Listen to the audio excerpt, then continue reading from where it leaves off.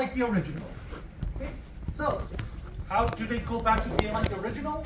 Well, first things first, they need a nucleus again. Okay. Right? So the nucleus begins to reform. All right. Secondly, the DNA inside that nucleus originally was nice and loose, right? We could access the information. So those chromatids now need to relax. They need to loosen back up. So they begin to uncoil. Okay? To separate the two cells into two pieces, we have cytokinesis. This is what cuts the cells in half. Okay? And once all of this finishes, we have two brand new cells, exactly like the original, 23 pairs of chromosomes each. Yes, Cody.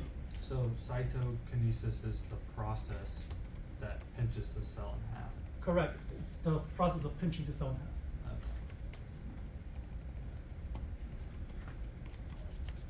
Okay. So, if you know this process for mitosis, you know the process for meiosis as well. Really? It is almost exactly identical. The only difference is that you do everything a second time. So you do your prophase, metaphase, anaphase, telophase one time, Okay. turn around, do it again.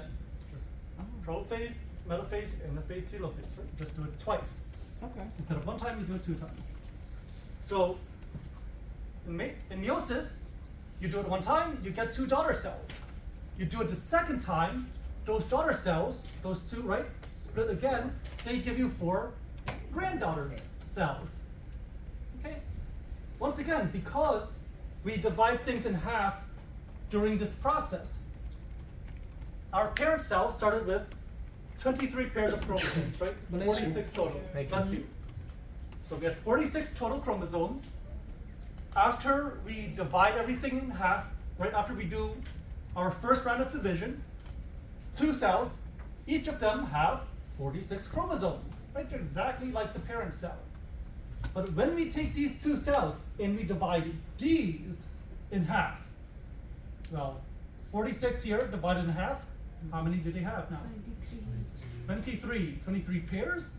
No, 23. No, 23 each, right? So 23 chromosomes, individual chromosomes, right? Over here, same thing, 23. So rather than 23 pairs, at the end, the granddaughter cells only have 23, period. Right?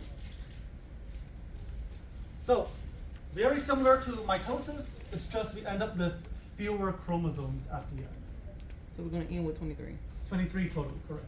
Yes, Cody. Does both mitosis and meiosis happen in every single type of cell, or is it only certain cells? So mitosis is only going to be in your body cells, your somatic cells. Okay. Meiosis is only going to be in your sex cells, the germ cells. Yes. Okay. I had a question on when meiosis actually stops.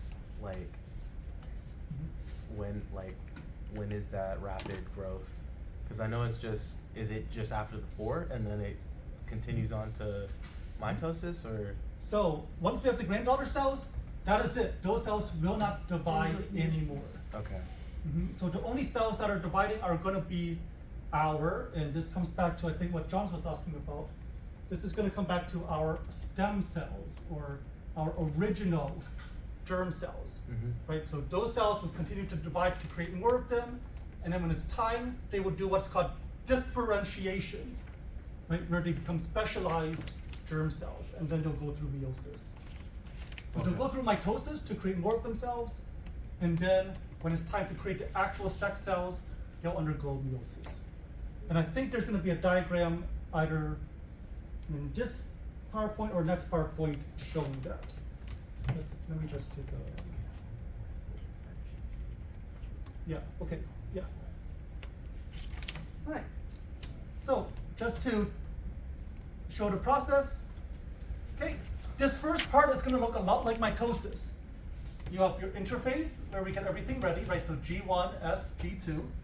We have prophase.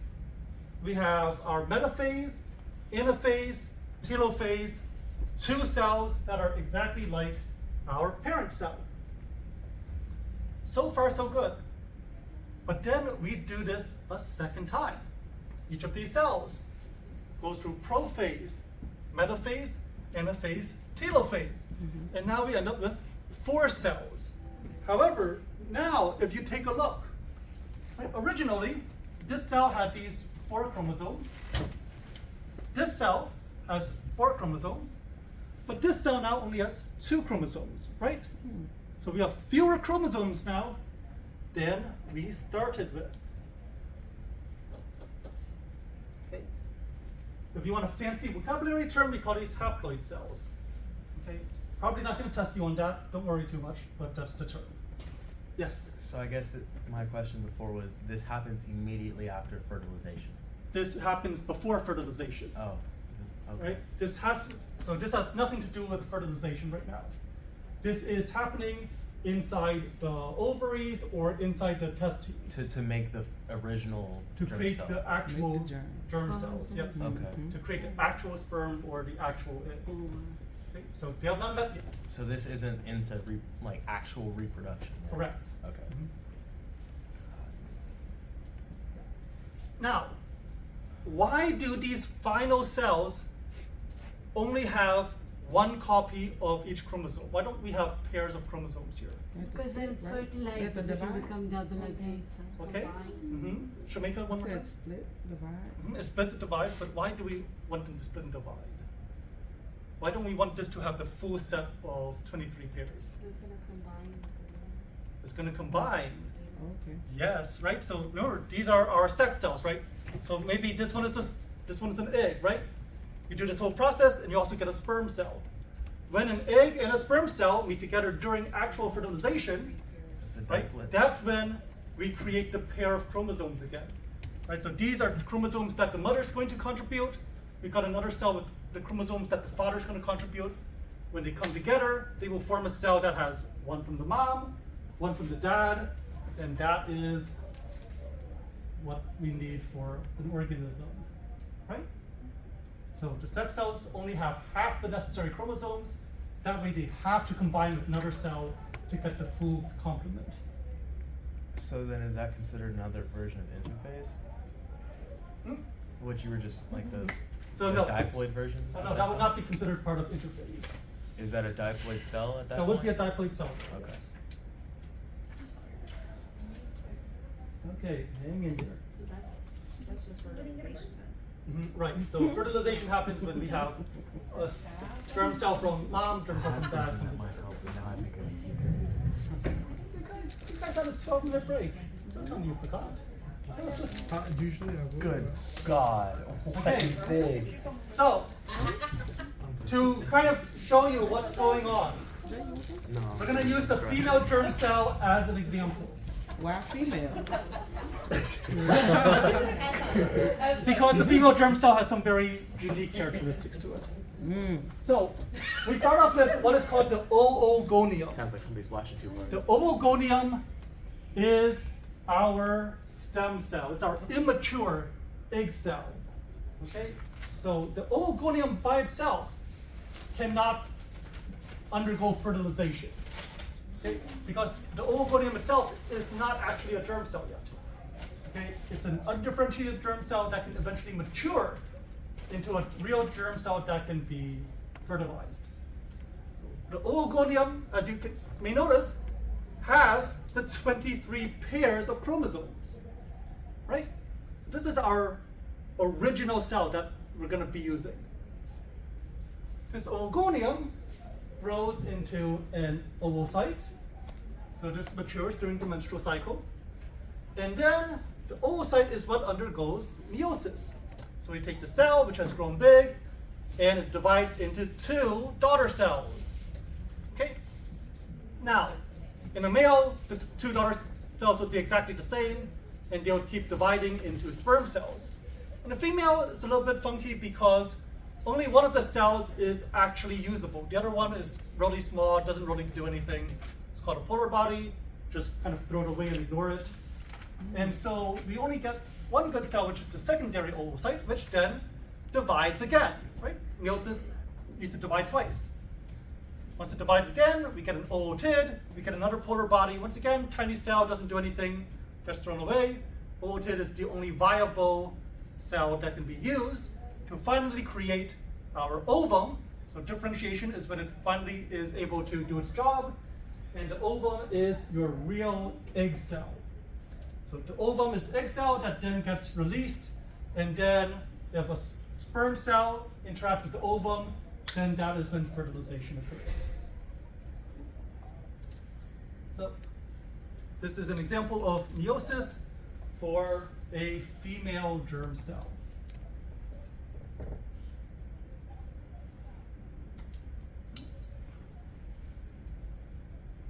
So just take a look at the chromosomes, like count the chromosomes and watch as they move around, and that kind of gives you the idea of what's going on here in meiosis. Okay, finally, our final topic is multiple births. So normally, one egg cell, one sperm cell come together, gives you one baby. Why can we get multiple babies sometimes, right? Why do we have things like twins and triplets? So there are two ways this can happen. We can have monozygotic, and we can have dizygotic or polyzygotic. What's the difference between di versus poly? Di is two. Di is two. More than two. Yes, poly is meaning more than two, right? Twins, and then this would be like your triplets, quadruplets, quintuplets, what have you. So, monozygotic twins, okay, monozygotic multiple births. A single ovum, right? So single egg cell is released.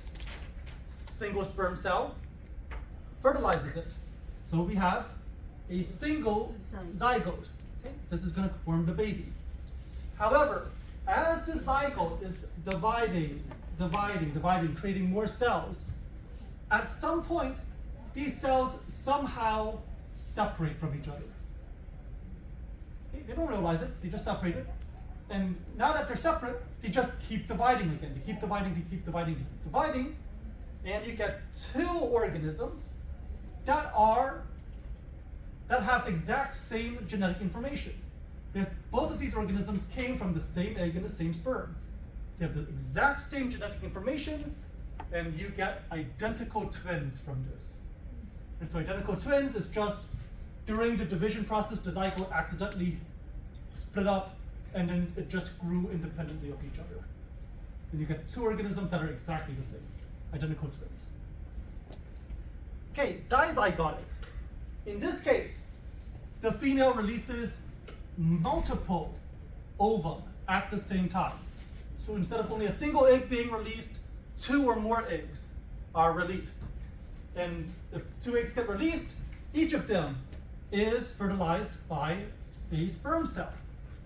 However, these two egg cells, these two ovum, have different genetic information. These two sperm cells have different genetic information. So when you get these two zygotes now have different genetic information. They don't have the same information like monozygotic. So these zygotes grow, you have two organisms that are born at the same time, but because they have different genetic information, these are considered to be fraternal twins.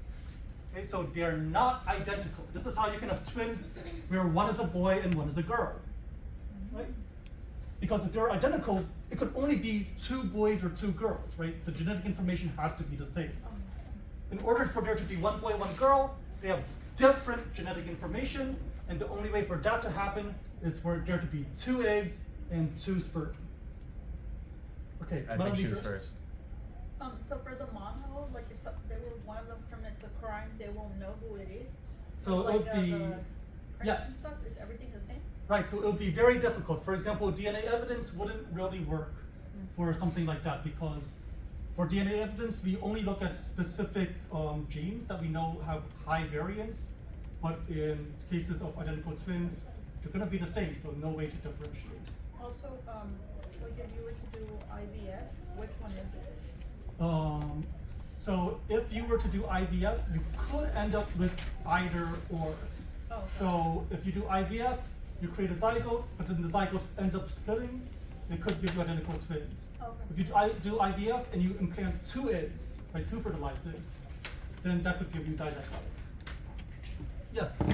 So, in the case of dizygotic or polyzygotic, and more than one ovum being released, does that mean that at some point meiosis did better than they expected, or like Good question. when that little cell that you said just gets kind of tossed aside? What if that was a perfect ootid, and then that also went through differentiation, and then at the same time was Okay, so so the question is, for a dizygotic twin or polyzygotic twin, we need more than one ovum to be released at a time.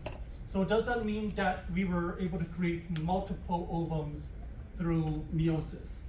The answer is no. What happens is that meiosis happens early, and we basically get all of the egg cells early on.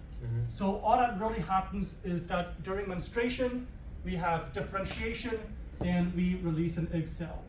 Now, if perhaps like the body's hormones are slightly off or something happens, the body makes a mistake, it could take some of those already prepared egg cells, differentiate more than one of them at the same time, and then those would all get released.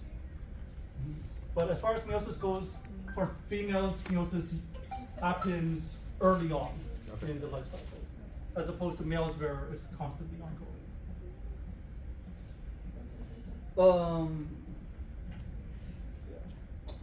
Okay, and I do believe that is the end of our PowerPoint. Okay, so like we mentioned at the beginning of class, on Thursday we will be doing a review, most likely a Kahoot, and then next Tuesday will be your exam. Okay. As far as the material, do focus on vocabulary and focus on things like processes, like the process of mitosis, process of meiosis, things like that as well. All right. It's a bit against my nature, but since I don't have anything left for you two guys, and it's 1:29, you can go ahead and have a 16-minute break until Miss Smith's lesson.